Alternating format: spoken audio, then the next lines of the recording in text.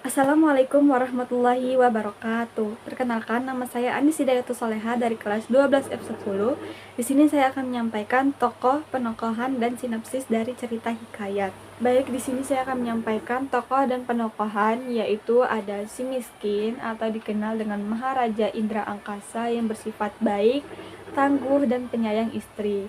Selanjutnya ada istrinya atau dikenal dengan permaisuri, yaitu bersifat baik, tangguh, penurut, dan juga ingin menemani suaminya saat miskin.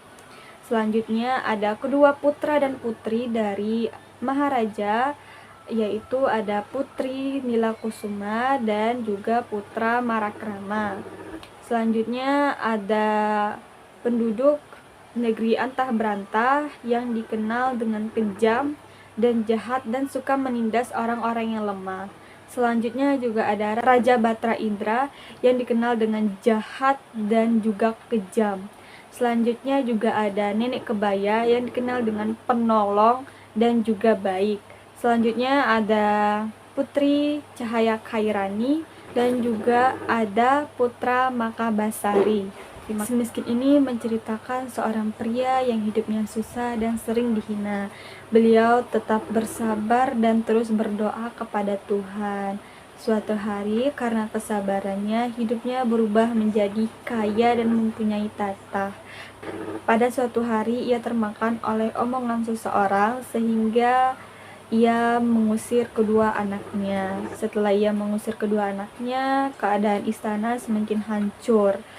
Pada suatu waktu, ia menyadari bahwa ia termakan hasutan dari seseorang dan dia berdoa dan bertaubat, sehingga ia diberi lagi keluarga yang bahagia dan penuh rasa syukur.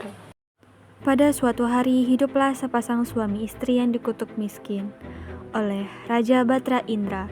Hidup mereka sangat miskin, sampai ketika sang istri hamil dan mengidam buah mempelam. Buah yang hanya ada di sekitar halaman istana. Karena rasa cintanya sang suami kepada istrinya, dirinya selalu menuruti keinginan istrinya tersebut. Datanglah si miskin dan memohon kepada raja untuk memetik buah mempelam di istana. Karena kemurahan hati raja, si miskin diperbolehkan untuk mengambil buah mempelam tersebut. Setelah itu, lahirlah seorang putra dengan paras yang elok diberi nama Marakrama. Dari lahirnya putra tersebut, kehidupan si miskin berangsur membaik dan bergelimangan harta. Kebahagiaan mereka kian memuncak ketika lahirnya Putri Nila Kusuma yang merupakan anak perempuan mereka. Si miskin memboyong keluarganya untuk berpindah tempat ke negeri Puspasari. Di negeri tersebutlah dirinya diangkat menjadi raja besar dengan gelar Maharaja Angkasa Indradewa dan istrinya Dewi Rencana. Kesejahteraan dan kemakmuran negeri Puspasari di bawah kepemimpinan Maharaja Angkasa Indradewa rupanya mengundang ketidaksukaan raja lain, yaitu Maharaja Indradewa yang merupakan raja kerajaan dari Antah Berantah. Ketidaksukaan Maharaja Indradewa diperlihatkan dengan cara menyuruh para ahli nujum untuk meramal anak Maharaja Angkasa Indradewa dan menyatakan bahwa kedua anaknya akan menjadi sumber kehancuran dan kesialan hidupnya. Maharaja Angkasa dan istrinya berhasil termakan ramalan palsu ahli nujum tersebut, yang menyebabkan Angkasa membuang Marakrama dan Putri Nila dari negeri Puspasari.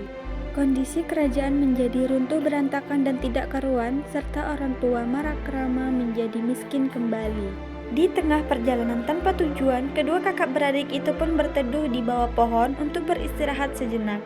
Karena merasa lapar, Marakrama berinisiatif untuk memasak seekor burung dengan meminta api kepada petani. Namun naasnya mereka malah dituduh sebagai pencuri yang lalu dipilih dan dibuang ke laut. Karena kejadian tersebut, Marakrama dan adiknya menjadi terpisah.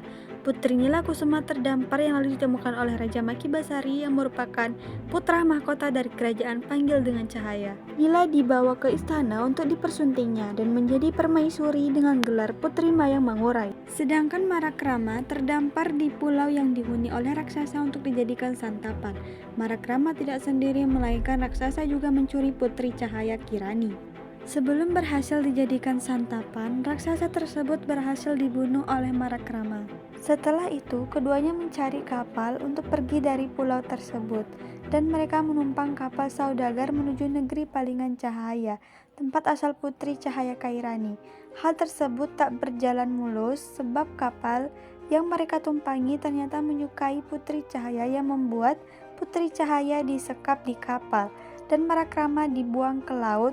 Karena hal itulah Marakrama dimakan oleh ikan hiu.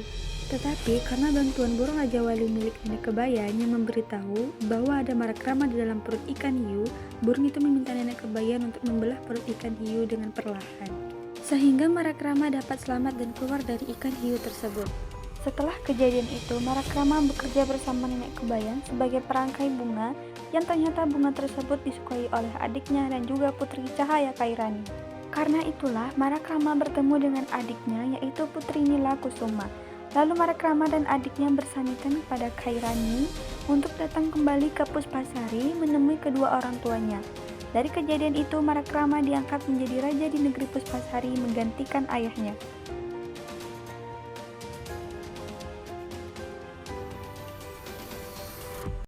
Baik, dari cerita tersebut bisa kita ambil pelajarannya bahwa tidak boleh langsung percaya atau termakan hasutan dari seseorang tanpa bukti.